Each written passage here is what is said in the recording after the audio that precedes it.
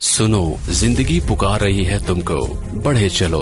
दी standard college, रोशन, पुरअज़्म और सेहतमंद मुस्तकबिल का अमीन। जिंदगी को बावकार तरीके से रवादावा रखने और नौजवानों के महफूज मुस्तकबिल के लिए स्टैंडर्ड कॉलेज ने ऑनलाइन क्लासेस का आगाज किया है, ताकि हमारे बच्चे तालीम की शाहराह पर गामजन रहें। गैर यकीनी हालात में यकीनी मुस्तकबिल। दी स्टैंडर्ड कॉलेज के साथ एडमिशन ओपन।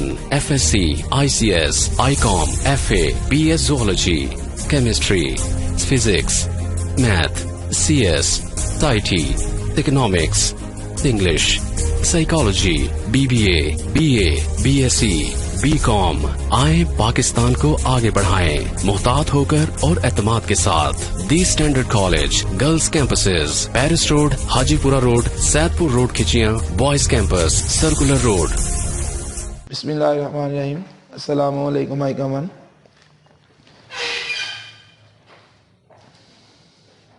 आज का जो हमारा लेक्चर है, लेक्चर नंबर 7 है, और हमारा जो टॉपिक है चैप्टर नंबर 9, नेशनल इनकम, कौमी आमदनी, जिसमें डिफरेंट इकोनॉमिस्ट की डेफिनेशन से उसने क्वेश्चन शुरू किए हैं। Number 1, first question is define national income in the words of professor Marshall. Professor Marshall के अल्फाज में कौमी आमदनी की तारीफ बयान करें। इनको डिफाइन करने से पहले मैं आपको बताता हूं कि नेशनल इनकम हम किसको कहते हैं। What is national income? National income is the total output of a country in a year by using its all resources। कौमी आमदनी किसी मुल्क की कुल पैदावार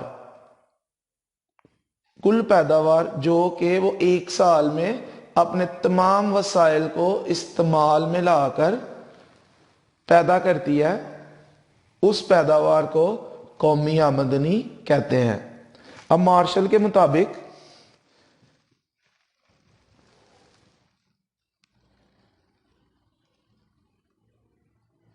if a country produce a certain quantity of goods and services using the resources of the country with the help of their capital, it is called national income। किसी मुल्क के अफराद अपने सरमाए की मदद से, कैपिटल की मदद से, जितना उनके पास सरमाया है और जो नेचुरल रिसोर्सेज हैं, कुदरती वसाइल को इस्तेमाल में लाकर एक साल में जितनी अशिया व खिदमात, गुड्स एंड सर्विसेज, अशिया व खिदमात की मिकदार पैदा करते हैं, यही उस मुल्क की कौमी आमदनी है। Number 2, second is define national income in the words of professor Pigou. Professor Pigou के अल्फाज में कौमी आमदनी की तारीफ बयान करें। National income is that part of material wealth of a nation which can be measured by the scale of money। कौमी आमदनी कौम की मादी दौलत के उस हिस्सा पर मुश्तमिल होती है जिसे ज़र के पैमाने से मापा जा सके, जिसकी मेजरमेंट, जिसको हम इन टर्म्स ऑफ मनी कैलकुलेट कर सके। अब इधर वो मटेरियल का वर्ड यूज कर रहा है। मटीरियल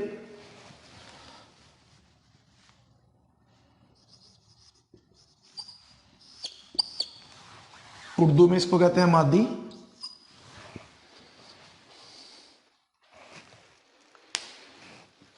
इसमें वो अशिया आएंगी जो हमें नजर आती हैं, जो जगह घेरती हैं, वजन रखती हैं, जैसे कि टेबल है, जैसे कि फैन है, जैसे कि बुक, मार्कर। ये मटेरियल की बात कर रहा है। मटेरियल जिसमें सर्विसेज आएंगी, सर्विसेज का ये जिक्र नहीं कर रहा। तो पीगो के मुताबिक जो मटेरियल वेल्थ है, उसका वो हिस्सा जिसको हम इन टर्म्स ऑफ मनी, ज़र की सूरत में मैयर कर सकते हैं। Number next is define national income in the words of professor Paul A Samuelson. Professor Paul A Samuelson के अल्फाज में कौमी आमदनी की तारीफ बयान करें। तो पॉल ए सैमुअल्सन के मुताबिक It is the money value of overall annual flow of goods and services in an economy. किसी भी मईशत में एक साल में जो अशिया व खिदमात का सालाना दायरी भाव है, सर्कुलर फ्लो जो है,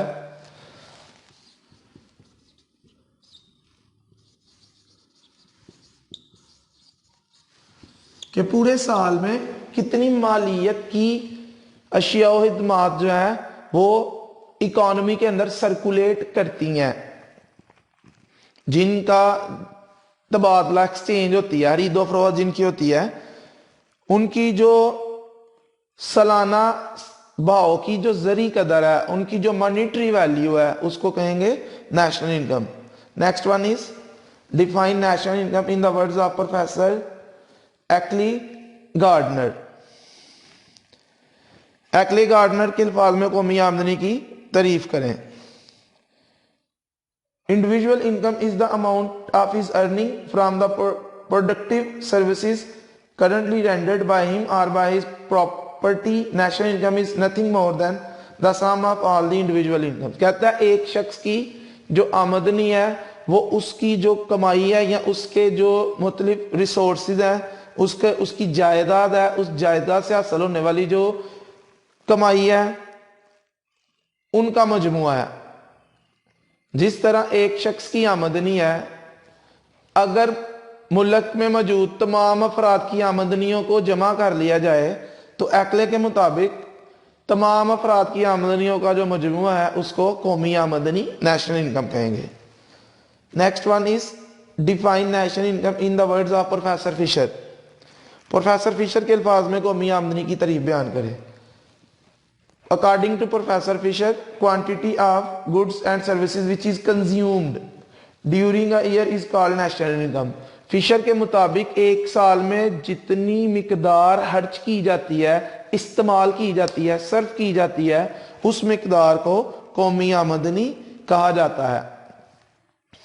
number 6, question number 6 is what are the various concept of national income. कौमी आमदनी के मुख्तलिफ तस्वुरात कौन कौन से हैं?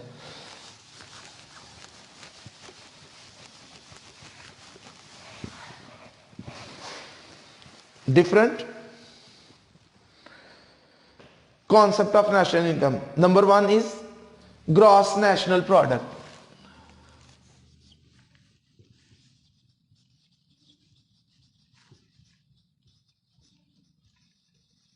Gross national product. इस क्वेश्चन में जस्ट इनके नाम लिखने हैं, लेकिन आगे साथ साथ इनकी डेफिनेशन भी है तो मैं साथ इनको डिफाइन भी करता जाता हूं। ग्रॉस नेशनल प्रोडक्ट को हम जीएनपी से डिनोट करते हैं। G stand for gross, N stand for national, P stand for product. Urdu में से हम कौमी पैदावार कहते हैं। हम कौमी पैदावार।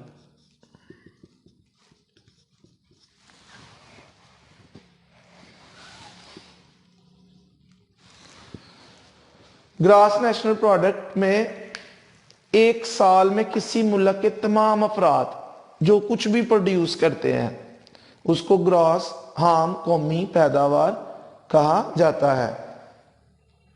Gross national product of a country is the total market value of all final goods and services produced during a period of 1 year. एक साल में जो कुछ भी जितनी अशिया और खिदमात पैदा की जा रही हैं उनकी मालियत को हम कौमी पैदावार कहेंगे। इसमें एग्रीकल्चर प्रोडक्ट आ जाएंगी, इसमें इंडस्ट्रियल प्रोडक्ट्स आ जाएंगी, इसमें सर्विसेज आ जाएंगी, इसमें उन लोगों की आमदनियां भी शामिल होंगी जो लोग दूसरे ममालिक में जाके काम कर रहे हैं या कोई बिजनेस कर रहा है, कोई जॉब कर रहा है। अगर पाकिस्तान की ग्रॉस नेशनल प्रोडक्ट की बात की जाए तो पाकिस्तानी जिधर जिधर भी काम कर रहे हैं, चाहे वो पाकिस्तान में कर रहे हैं, चाहे वो पाकिस्तान से बाहर दूसरे ममालिक में जाके कर रहे हैं, तो जितने भी पाकिस्तानी हैं उन सब की जो प्रोडक्शन, उनकी जो आमदनियां है, वो जो कुछ भी साल में प्रोड्यूस कर रहे हैं, चाहे with in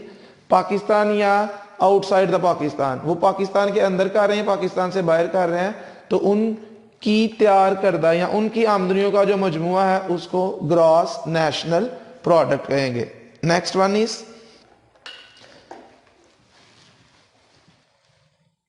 net national product. Net national product, हालिस कौमी पैदावार।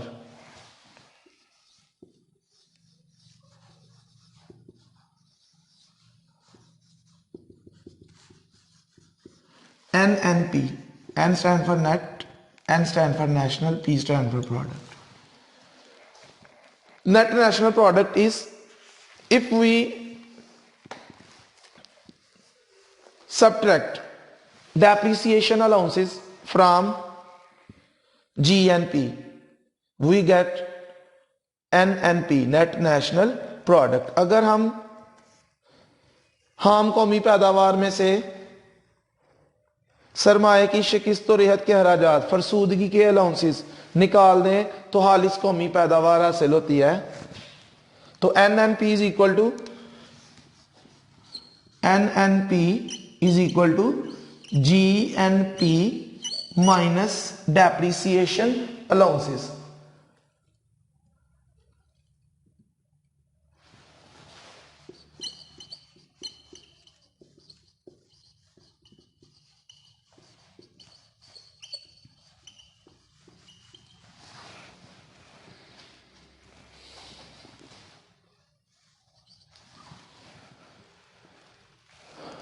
डेप्रिसिएशन अलाउंसेस, अगर हम GNP में से डेप्रिसिएशन अलाउंसेस को माइनस कर दें तो हमारे पास NNP नेट नेशनल प्रोडक्ट आ जाएगी। अब पहले हम डेप्रिसिएशन अलाउंसेस को डिफाइन करते हैं। What are depreciation allowances? ये फरसूदगी के अलाउंसेस जो है, ये शिकिस्त और रिहत के हराजात जो है, ये क्या है? हम मुख्तलिफ अशिया को पैदा करने के लिए मुख्तलिफ मशीनें इस्तेमाल करते हैं। अब जब हम किसी मशीन को इस्तेमाल करते हैं तो उसके इस्तेमाल के दौरान वो मशीन टूट फूट का शिकार होती है।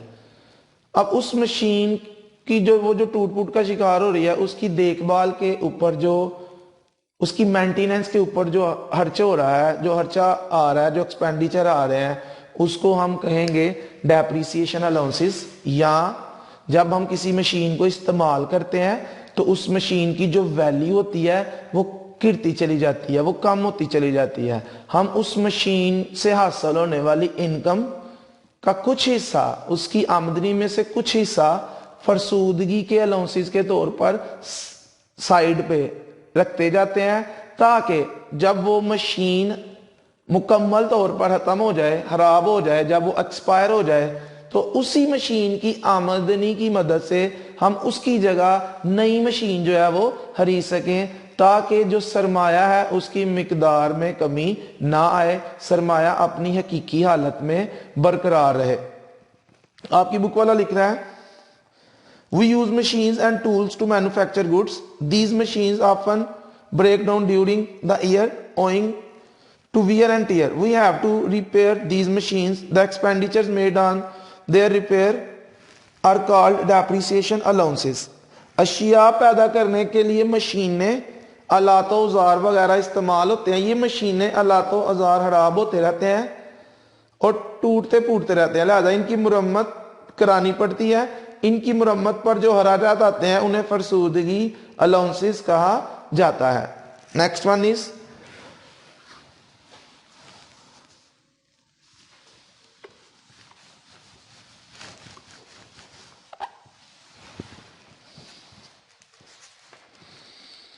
Gross domestic product. हम कौमी पैदावार, हम कौमी ग्रॉस नेशनल प्रोडक्ट। अब है gross domestic. Number 3 is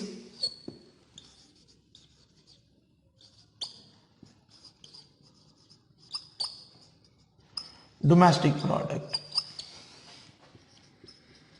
GDP। G stand for gross, D stand for domestic, P stand for product। हम मुल्की पैदावार।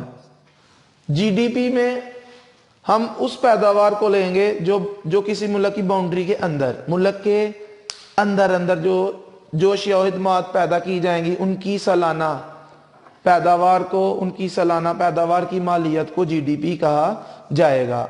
जो मुल्क की बाउंड्री के अंदर अंदर जो कुछ प्रोड्यूस हो रहा है, इसमें जो फॉरेन रेमिटेंसेस हैं वो शामिल नहीं होंगी, इसमें जो बैरूनी ज़राए से आमदनियां हासिल हो रही हैं वो शामिल नहीं होंगी। अगर पाकिस्तान की जीडीपी की बात करें तो पाकिस्तान की हदूद के अंदर अंदर रहकर जो कुछ भी साल में पैदा किया जा रहा है उसकी मालियत को जीडीपी कहा जाएगा। Total market value of all final goods and services produced within a country during a year is called gross domestic product. Thus, when we subtract net foreign income from gross national product, we get gross domestic product. जब हम GNP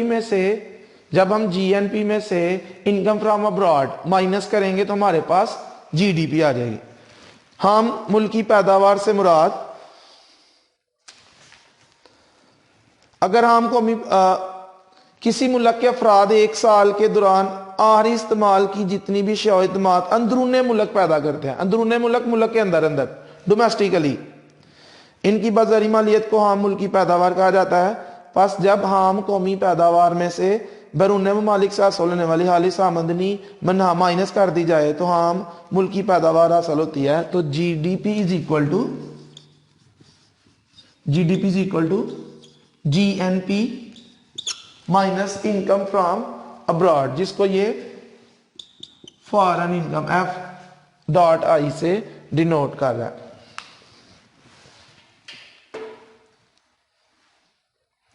next one is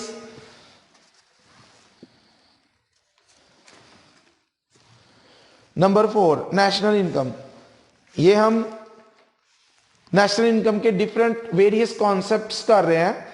जब वो various concepts पूछेगा तो just नाम लिखने हैं, और जब इनमें से किसी को अलग-अलग, जब इनको अलग-अलग पूछेगा फिर हमने इनकी डेफिनेशन लिखनी है। तो क्वेश्चन नंबर 6 के साथ आगे जो इनकी डेफिनेशन है मैं वो भी करवा रहा हूं। तो ये हम क्वेश्चन नंबर 6 के साथ अब क्वेश्चन नंबर 11 करने लगे हैं। तो नंबर 4th कॉन्सेप्ट है national income.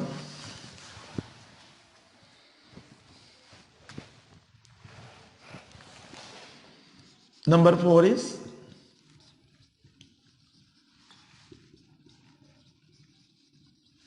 national income. N stand for national, I stand for income, कौमी आमदनी, जिसको अभी हमने शुरू में भी डिफाइन किया है। अब हम इसको इन टर्म्स ऑफ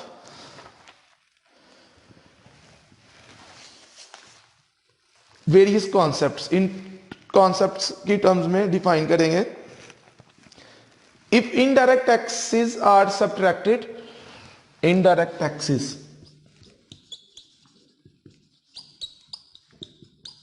अब ये इनडायरेक्ट टैक्स क्या होता है? इनडायरेक्ट टैक्स ऐसा टैक्स होता है जिसका बर्डन बासानी दूसरे पे मुंतकिल किया जा सके, जिसका बोझ दूसरे पे मुंतकिल किया जा सके। जिस पे टैक्स आयद हो रहा है वो टैक्स पे नहीं करेगा, वो उसको आगे किसी दूसरे शख्स पे शिफ्ट कर देगा तो उसकी अदायगी कोई दूसरा करेगा, जिसकी familiar example is sales tax. Sales tax most commonly used indirect tax है जो ज्यादातर इस्तेमाल होता है। सेल्स टैक्स प्रोड्यूसर के ऊपर आयद किया जाता है और प्रोड्यूसर टैक्स की अमाउंट को प्राइस में ऐड करके उसका बोझ कंज्यूमर के ऊपर, सारफ के ऊपर डाल देता है। तो कह रहा है if indirect taxes are subtracted from net national product, अगर इनडायरेक्ट टैक्सेस को नेट नेशनल प्रोडक्ट में से माइनस कर दिया जाए, एंड सब्सिडीज आर एडेड, और सब्सिडीज को ऐड किया जाए, सब्सिडीज को भी इसके बाद हम डिफाइन करते हैं, सब्सिडीज को ऐड किया जाए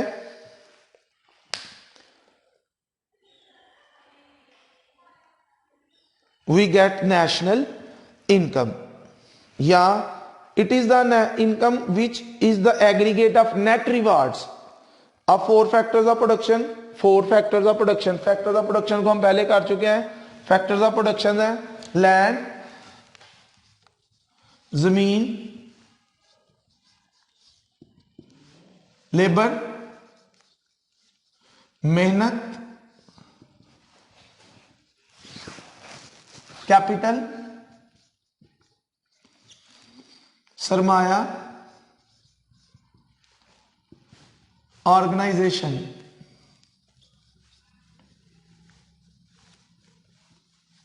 तंजीम. ये चार फैक्टर्स ऑफ प्रोडक्शन है. प्रोडक्शन से अगर इनके रिवार्ड्स को हम ऐड करें, लैंड का रिवार्ड रेंट, लेबर का रिवार्ड वेज, कैपिटल का रिवार्ड इंटरेस्ट, ऑर्गेनाइजेशन का रिवार्ड प्रॉफिट. तो अगर हम इनके रिवार्ड्स को प्लस करें, we get national income. We get national income. Rent को लगान उर्दू में कहते हैं, इसको उजरत, इसको सूद और प्रॉफिट को मुनाफा. तो कहता है अगर हम नेट नेशनल प्रोडक्ट में से इनडायरेक्ट टैक्सेस को माइनस करें और सब्सिडीज को ऐड करें, then we get national income. या हम चारों आमलीन पैदाइश के जो मुआवजे हैं उनको जमा कर लें, फिर भी हमें कौमी आमदनी हासिल होगी. तो इसके दो फार्मूले, एक वो मैंने लिखा है, दोबारा इसको लिखते हैं.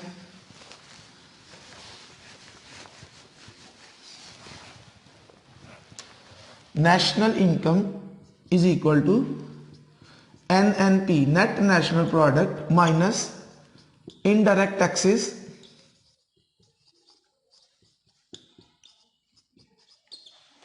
plus subsidies. Second one is national income is equal to rent plus wage plus interest plus profit.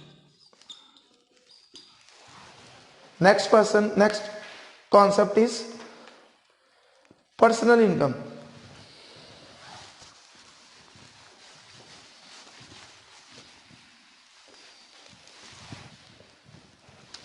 Number 5 is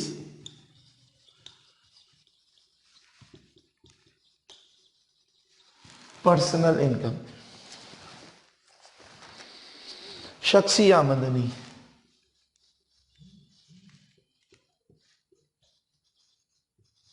इसमें एक शख्स, एक इंडिविजुअल जाती तौर पर अपने जाती रिसोर्सेज को इस्तेमाल करके जो कुछ भी कमा रहा है वो उसकी पर्सनल, वो उसकी शख्सी आमदनी कहलाएगी. उसकी जायदाद से हासिल होने वाली आमदनी, उसका अगर कोई मकान है, उसकी दुकान है, उनका इसमें रेंट आ जाएगा.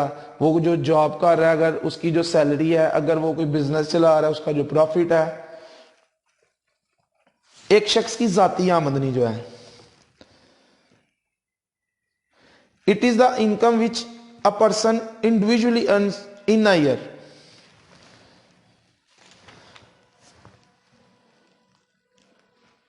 इससे मुराद वो आमदनी होती है जो इनफरादी तौर पर हर शख्स एक साल के दौरान कमाता है. For example, a lawyer earns 10 lakhs in a year. एक वकील साल भर में 10 लाख रुपए कमाता है, ये उसकी शख्सी आमदनी होगी. It is his personal income, ये उसकी शख्सी आमदनी होगी. Next question, next is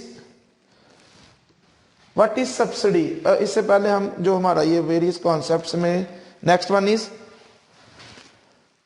disposable personal income. Number 6 is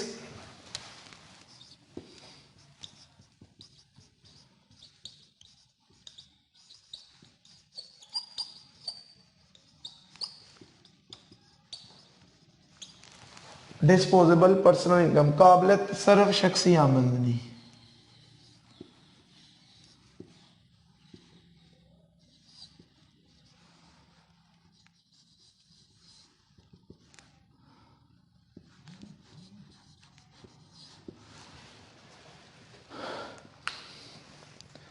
अगर पर्सनल इनकम में से डायरेक्ट टैक्सेस माइनस कर दिए जाएं तो डिस्पोजेबल पर्सनल इनकम हासिल होगी। डिस्पोजेबल पर्सनल इनकम ये वो आमदनी है जिसको एक शख्स अपनी मर्जी से जिधर चाहे इस्तेमाल कर सकता है।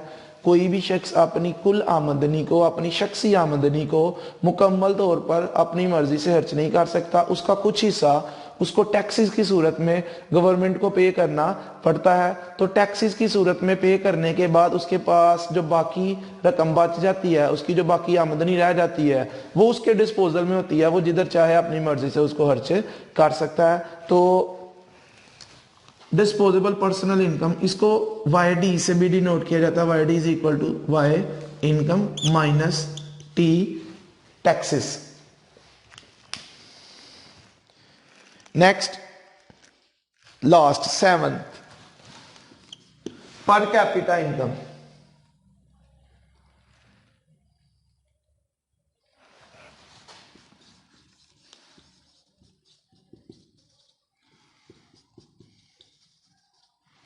फीकस आमदनी।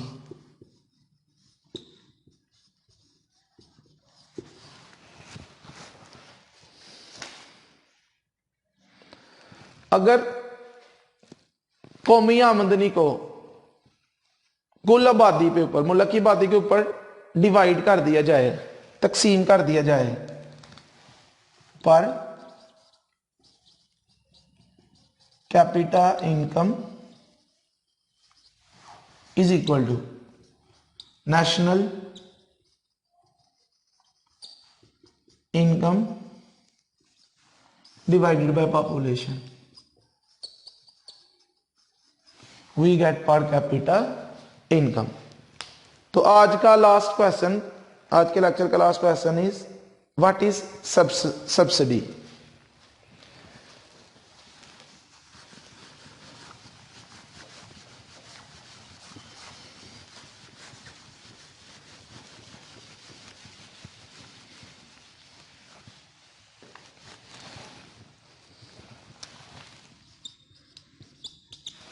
व्हाट इज क्वेश्चन नंबर, ये 13, क्वेश्चन नंबर 12 है।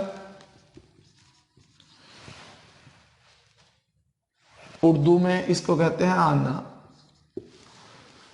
अब ये सब्सिडी क्या है? बाज़ औक़ात हुकूमत कुछ अशिया मार्केट से महंगे दामों खरीद कर उनको सस्ते दामों अवाम में फरोख्त करती है, या किसी शय की कीमत का एक हिस्सा हुकूमत बर्दाश्त करती है, बाकी अवाम से वसूल करती है। तो वो जितनी अमाउंट, जितना हिस्सा हुकूमत बर्दाश्त करेगी, जो अवाम को रियायत दी जा रही है, उसको कहेंगे subsidy. For example, suppose let suppose एक ट्रैक्टर है। ट्रैक्टर की जो बाजार में कीमत है, बाजार में ट्रैक्टर की कीमत है 10 लाख। अब हुकूमत बाजार से 10 लाख का ट्रैक्टर खरीदती है और किसानों को फर्ज करें 7 लाख का ट्रैक्टर जो है वो किसान के आगे फरोख्त कर रही है। तो ये जो 3 लाख की रियायत दे रही है, जो 3 लाख की डिस्काउंट किसान को दे रही है, वो 3 लाख हुकूमत खुद बर्दाश्त कर रही है। तो ये जो 3 लाख है ये होगी सब्सिडी। जैसे मेट्रो बसेस चल रही हैं, ऑरेंज लाइन ट्रेन चल रही है, इसमें भी हुकूमत अवाम को सब्सिडी दे रही है। इनके जो किराए हैं वो ज़्यादा है लेकिन अवाम से कम वसूल किया जा रहा है। ऐसे यूटिलिटी स्टोर्स के ऊपर मुख्तलिफ अशिया जो फरोख्त हो रही हैं, इनमें काफ़ी सारी अशिया के ऊपर हुकूमत अवाम को सब्सिडी देती है। मार्केट रेट से कम कीमत के ऊपर वो शय जो है वो यूटिलिटी स्टोर से मिल रही है, अवाम को फराहम की जा रही है। और जो जिस कीमत के ऊपर अवाम को दी जा रही है और जो असल कीमत है, दोनों का जो फर्क है उसको हम कहेंगे सब्सिडी। वो हुकूमत खुद बर्दाश्त करेगी, वो किस्म की अवाम को सहूलत, रियायत जो है वो डिस्काउंट दिया जाता है। तो ये था हमारा आज का लेक्चर। इंशाल्लाह इधर से ही हम नेक्स्ट लेक्चर जो है वो हम स्टार्ट करेंगे। तो जिसमें हमारा नेक्स्ट लेक्चर में इंशाल्लाह हमारा ये चैप्टर नंबर 9 जो है वो हमारा कंप्लीट हो जाएगा। तो आज के लिए इतने काफ़ी, बाकी इंशाल्लाह कल। ओके जी, अल्लाह।